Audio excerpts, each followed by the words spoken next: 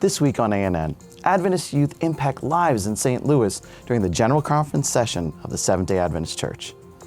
ADRA and the Seventh-day Adventist Church honor millions of families and children who flee from conflict and persecution on World Refugee Day.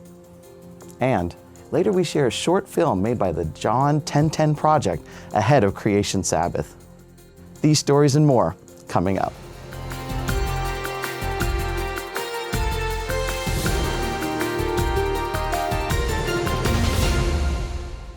Thank you so much for joining us this week. First in the news, Jesus is coming. Get involved.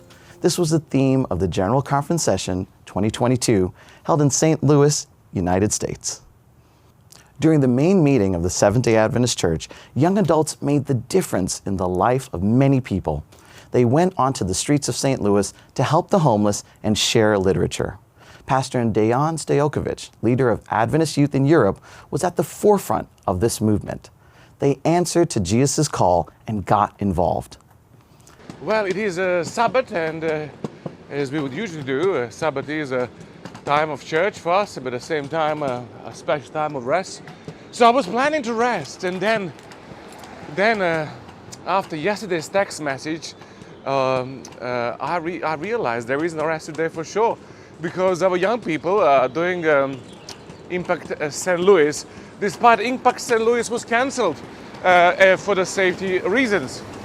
So as we were sitting inside of the hall talking about I will go and discussing policies in the working manual, which is very important, let's not get that wrong, our young people here decided they're going to do something more about this. And what I decided to do is to go and find people that can help. And as like I mentioned in a video before, St. Louis has a problem like many other cities, and that is certainly homelessness. So today I'll be joining you, and I'll be joining them actually, and I'm hoping to share that story with you.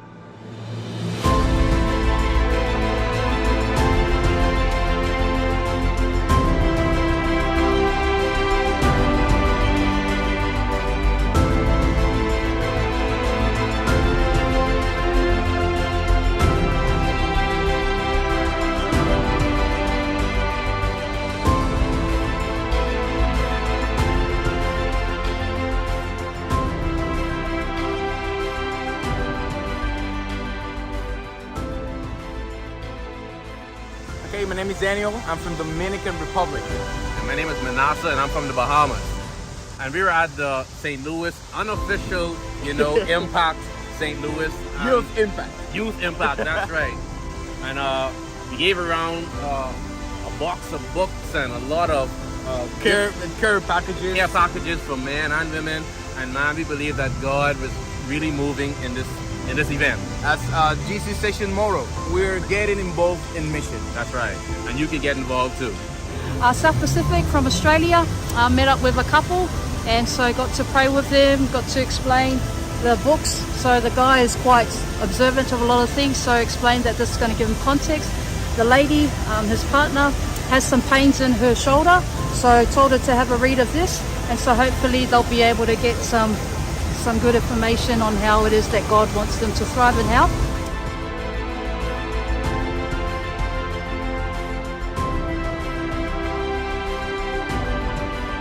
On our way to GC Conference, every day we have seen homeless people, and today we had the opportunity to give out these bags and things, and this is to tell you that mission is wherever you are. If you are at home, mission is at home with your family. If you're on the streets, the people are your mission. Mission doesn't start when you travel abroad or when you go to Camp 3 or anywhere. It is where you are at. Don't let anything in this world stop you from being a missionary.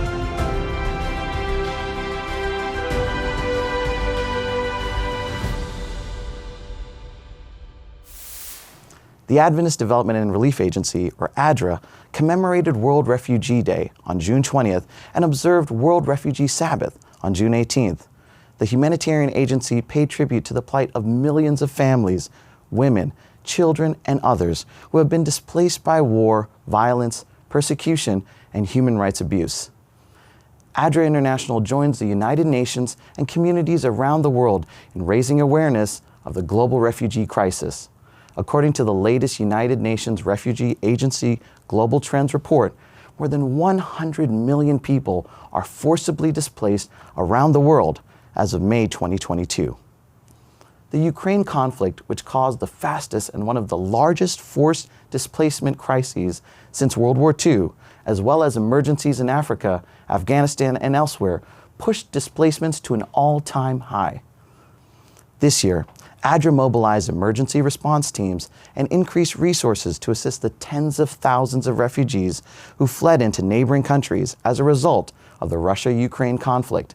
It is currently developing long-term programs to aid families and children in host communities across Europe.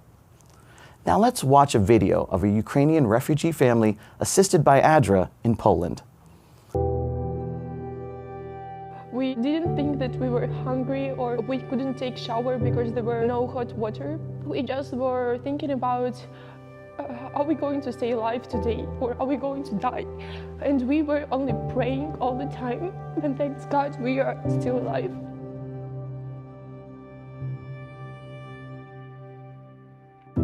I'm Ruslana. I'm staying here in Poland at the church.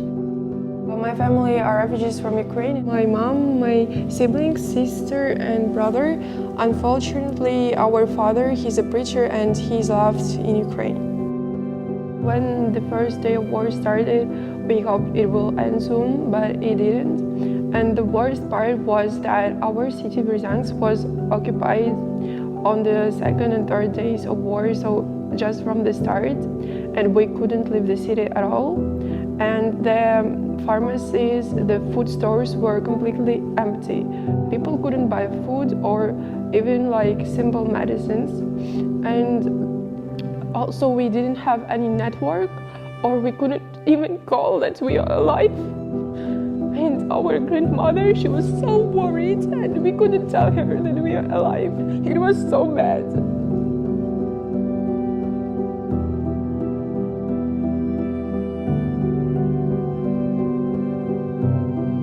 Majority of us don't have relatives or friends here, and the only people who help is church. The church gonna give us a chance to have future and help us with the basic things. And here's a bedroom, so we slept here. And it's quite comfortable, it's warm here and nice. And we are really glad that church provided us a place to sleep in.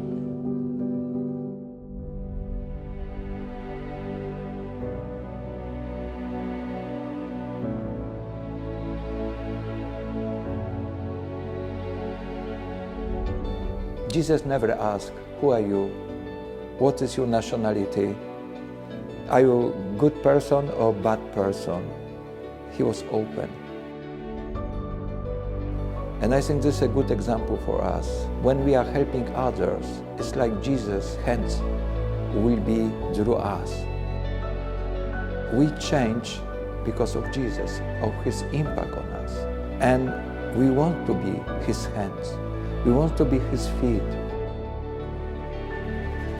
The global humanitarian agency, ADRA, which is the Adventist Development and Relief Agency, ADRA, based here Internacional, que es la rama humanitaria de la Iglesia Adventista del Séptimo Día. Adventista de Recursos Assistenciais. Right now, the organization has people in and around Ukraine, helping the hundreds of thousands of people fleeing. Well, groups here at home are getting involved as well. The Maryland Aid Group is going much farther, 5,000 miles farther, to provide direct help. It's already providing shelter to refugees in youth centers and church buildings. ADRA volunteers cross the border themselves into Ukraine with this convoy carrying supplies. When they said, like, don't worry, you can feel like at home here and we will help you because we are your brothers and sisters in God, they just supported us, and that meant so much.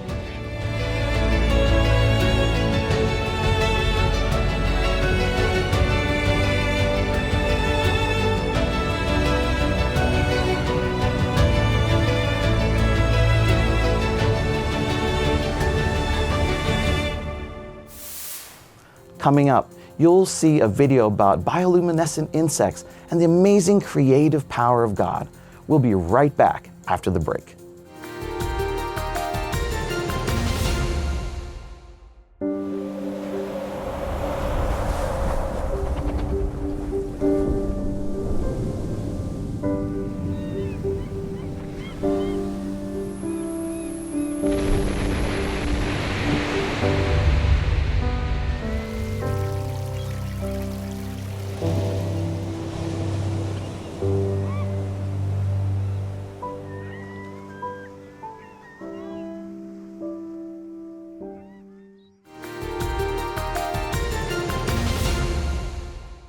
Welcome back.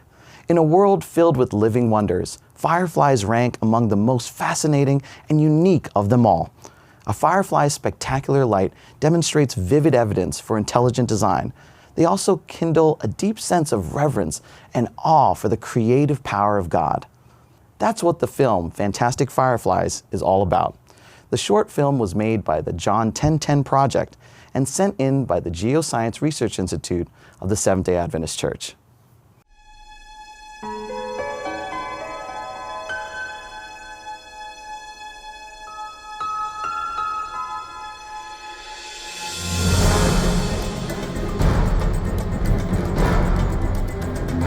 Every moment, our planet is illuminated by countless sources of light other than the sun. Artificial beams, identified as incandescent, fluorescent, halogen, vapor, and LED.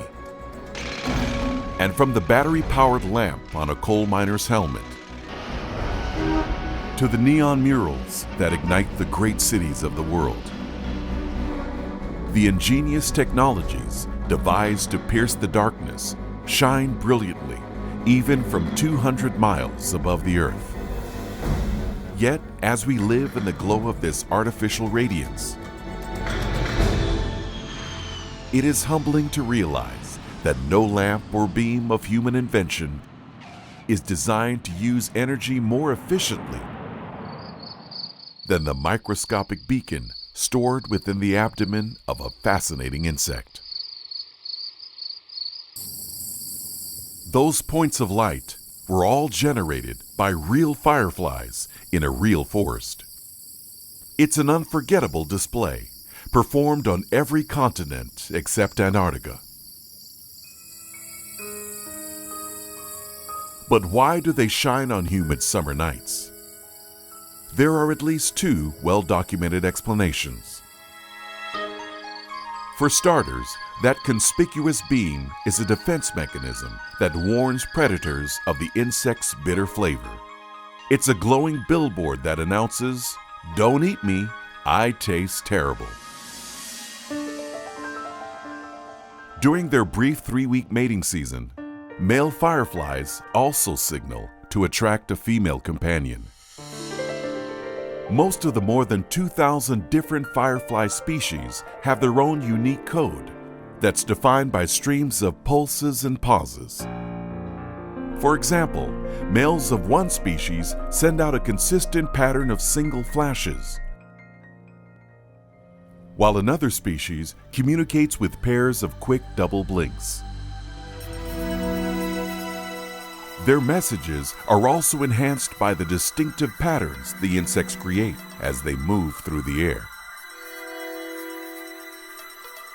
These long exposure photographs, taken in the eastern United States and Japan, illustrate a few of the many diverse trails and codes that fireflies generate during their efforts to attract a mate. The species known as Big Dipper dives steeply just as a flash begins, and then abruptly turns upward to produce a J-shaped beam. In contrast, flashbulb fireflies signal with large glowing discs, while the blue ghost species turns on its glow and then leaves it on for more than a minute to paint an unbroken streak of light above the forest floor.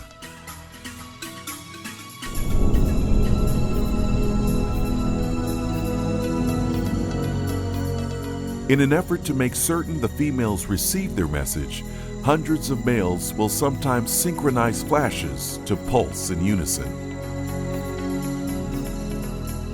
If a female is interested, she sends a code of her own that only a male of her species will recognize. Now let's explore the biological machinery that makes this extraordinary light show possible.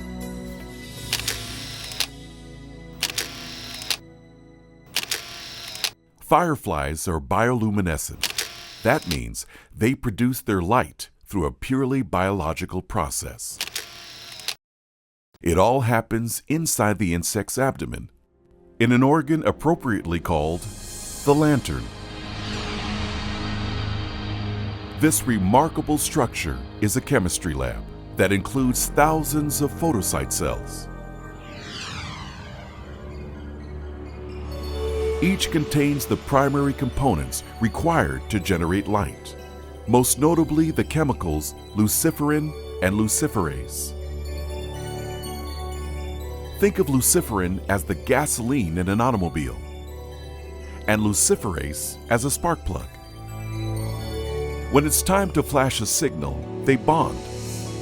Then, the insect releases a flow of oxygen molecules into the lantern.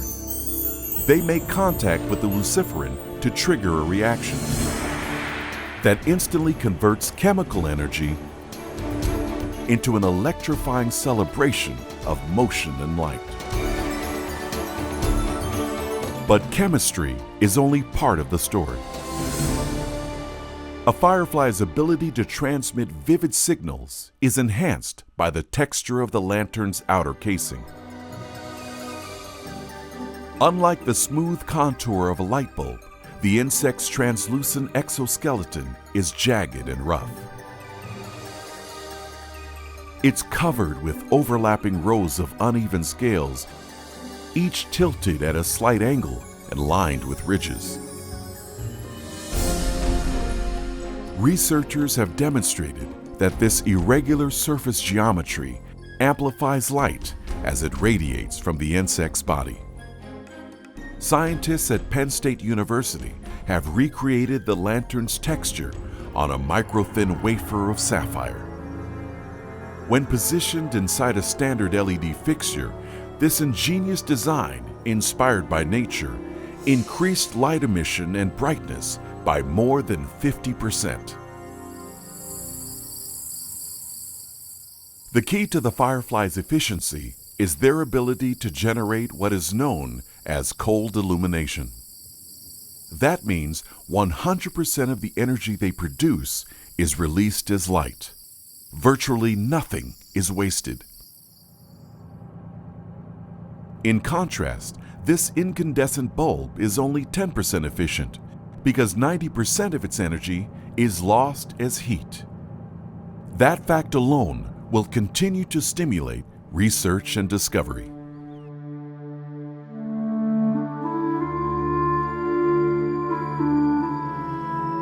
But perhaps the firefly's greatest impact on the human experience lies beyond the new technologies their anatomies inspire. For to watch them glow on a summer evening in Taiwan or Tennessee can kindle within our hearts a profound sense of joy, curiosity, and sheer wonder for the miracle of life on earth and for the God who set all of this into motion with one magnificent command. Let there be light.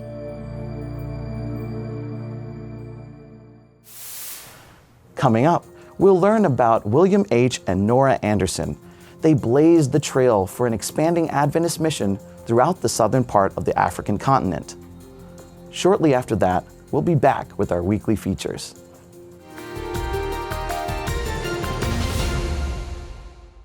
We may look, pray, read, think, worship, sing, and share differently, but we all look forward to the Sabbath, and we all look forward to the future when Jesus will come again.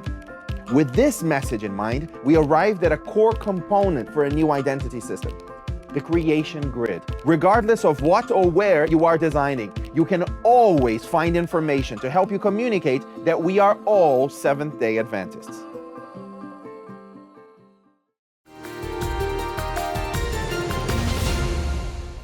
Welcome back. William H. and Nora Anderson were leading pioneers of the Adventist mission in Southern Africa. They blazed the trail for an expanding mission throughout the southern part of the continent. Adventist Mission has more. William H. and Nora Anderson were leading pioneers of Adventist mission to Southern Africa. They blazed the trail for an expanding mission throughout the southern part of the continent. After ministering and establishing work in several countries, Nora succumbed to blackwater fever and died in South Africa. Several years later, William got remarried to Mary Elizabeth Perrin. The couple served in Angola from 1924 to 1933. William used his experience and position as superintendent of the Angola Union Mission to advance the gospel message over those 9 years. The Andersons scouted future sites where they could establish mission institutions. The work was too much for just them, so other missionaries came to Angola to support the spread of the Advent message. New mission stations were established in the eastern part of the country. The Lukusi and Luz missions were opened. They offered services such as medical care and education. Through Christ's method of ministry, many people came to know the Adventist message. Today, there are more than 500,000 Seventh-day Adventists in Angola. Statistically, 1 out of every 59 people is an Adventist. One of these people is Joel. Over the course of his life, Joel explored the teachings of several Christian denominations. He had a lot of questions and never felt fully convicted by any of the teachings, but eventually settled into a congregation. I had a problem with my car.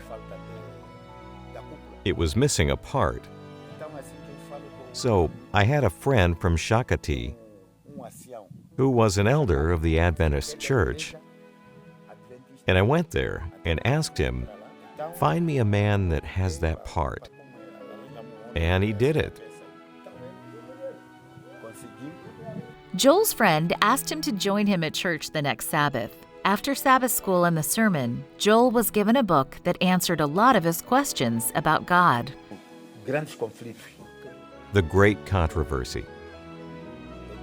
I read. Then he showed up and brought me some booklets. I read, absorbed it all. And then I started distributing them to the others. After reading everything he could get his hands on, Joel decided he wanted to follow Adventist principles. He took what he learned back to his church, where the whole congregation accepted the message. Today, they worship every Sabbath and continue to study God's Word. The Adventist message is spreading in Angola through various means, but there are real needs here. This quarter, a portion of the 13th Sabbath offering will help with 4 projects in Angola, from building a church and an elementary school at one location to a domestic violence and counseling center at another. Your offerings will help minister to those in need. Please support this offering so more people in Angola will come to know the love of Jesus.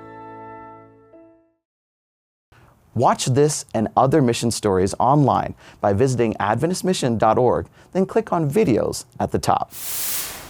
And finally, on today's episode, let's turn to David Trim for a look at Adventist history. Welcome to This Week in Adventist History. On June 19 in 1968, the Stanborough Nursing and Maternity Home in Watford, England, was closed. In 1903, the Adventist Church had established 2 sanitariums in England, one in the country's Midlands and one in the outer western suburbs of London.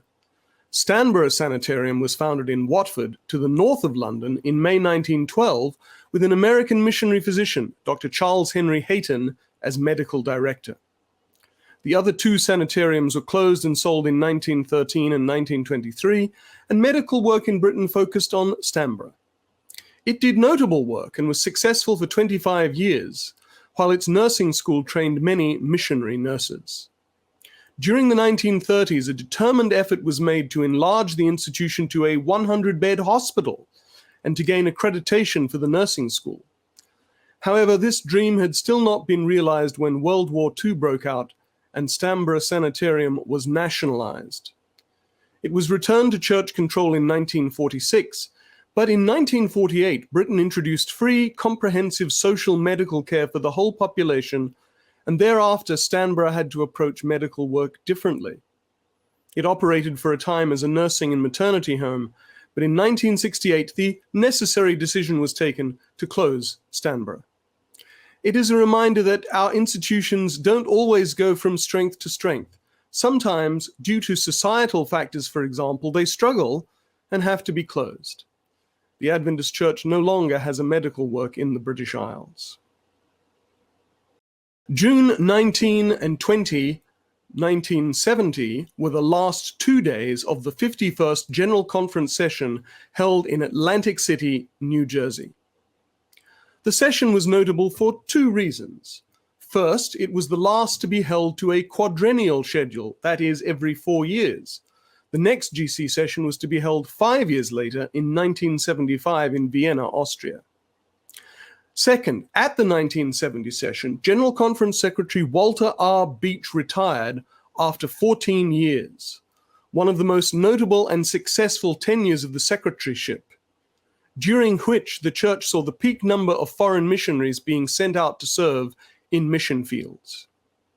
Beach was succeeded by Clyde O. Franz, the 17th man to serve as the second officer of the General Conference. That was This Week in Adventist History. Thanks for watching ANN. Join us next week for more news from the headquarters of the Seventh-day Adventist Church. Did you know the Adventist Church has a YouTube channel where you can watch ANN Video, ANN In Depth, and plenty of other amazing videos on prophecy, health, and Bible study? Just go to YouTube and search for the Adventist Church. Make sure you click the subscribe button so that you will never miss a new video. And remember, leave a comment or a prayer request. We have people who are praying for you 24 hours a day, 7 days a week. Before we say goodbye, here's some good news from the second book of Chronicles, chapter 36, verse 15. The passage says, "And the Lord God of our fathers sent warnings to them by his messengers, rising up early and sending them, because he had compassion on his people and on his dwelling place." That's our program for this week. And remember, you can always visit Adventist.news for daily news and videos. Until next time, God bless.